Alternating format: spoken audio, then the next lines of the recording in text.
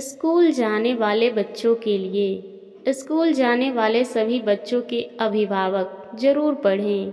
Number 1, शाम 8 बजे तक टीवी बंद कर दें। टीवी पर 8 बजे के बाद आपके बच्चे से ज़्यादा महत्वपूर्ण कुछ नहीं होता है। नंबर 2, अपने बच्चे की स्कूल डायरी देखने के लिए समय निकालिए, उसके होमवर्क पूरे कराइए। नंबर 3, रोज़ सभी विषयों में उनका प्रदर्शन देखिए, उन विषयों का खास ध्यान रखिए जिसमें वह अच्छा नहीं कर रहा है। नंबर 4, उनकी बुनियादी शिक्षा भविष्य के लिए बहुत महत्वपूर्ण है। उन्हें रात को 9 या 9:30 तक सोने और सुबह 6 बजे उठने की आदत डालिए। नंबर 5, अगर आप किसी पार्टी या सामाजिक आयोजन में जाते हैं और अपने बच्चों के साथ देर रात तक लौटते हैं तो अगले दिन बच्चे को आराम करने दीजिए, स्कूल मत भेजिए। अगर आप चाहते हैं कि बच्चा अगले दिन स्कूल जाए तो रात 10 बजे तक घर लौट आइए। नंबर 6, अपने बच्चों में पौधे लगाने, उनका ख्याल रखने की आदत का विकास कीजिए। खास तौर पर उनके जन्मदिन पर उन्हें पौधा लगाने के लिए कहिए। नंबर 7, हर साल गर्मी की छुट्टी में अपने बजट के अनुसार कहीं घूमने जाइए। इससे वे अलग लोगों के साथ और अलग जगहों पर रहना सीखते हैं।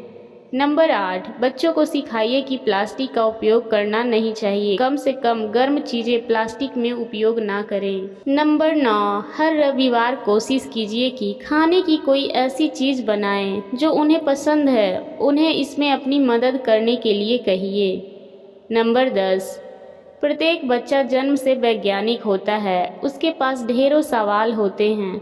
मुमकिन है हम जवाब ना दे पाएँ, पर जानकारी ना होने के कारण हमें सवाल पर गुस्सा नहीं दिखाना चाहिए। उत्तर पता करने की कोशिश कीजिए और उन्हें बताइए। नंबर 11, उन्हें अनुशासन और जीने के बेहतर तरीकों के बारे में बताइए। नंबर 12, बच्चों में खुद पढ़ने और सीखने की आदत डालिए। नंबर 13, उन्हें मोबाइल फ़ोन का उपयोग ना करने दिया जाए।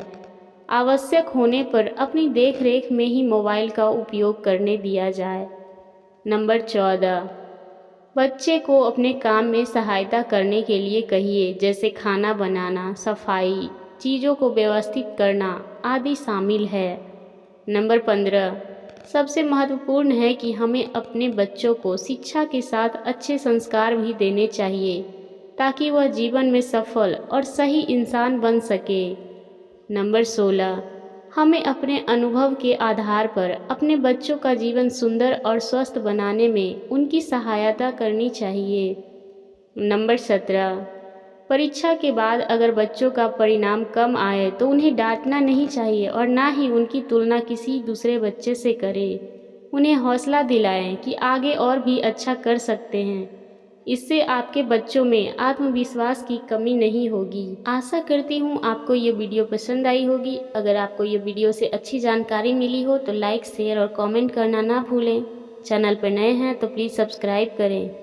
वीडियो देखने के लिए आपका बहुत बहुत धन्यवाद।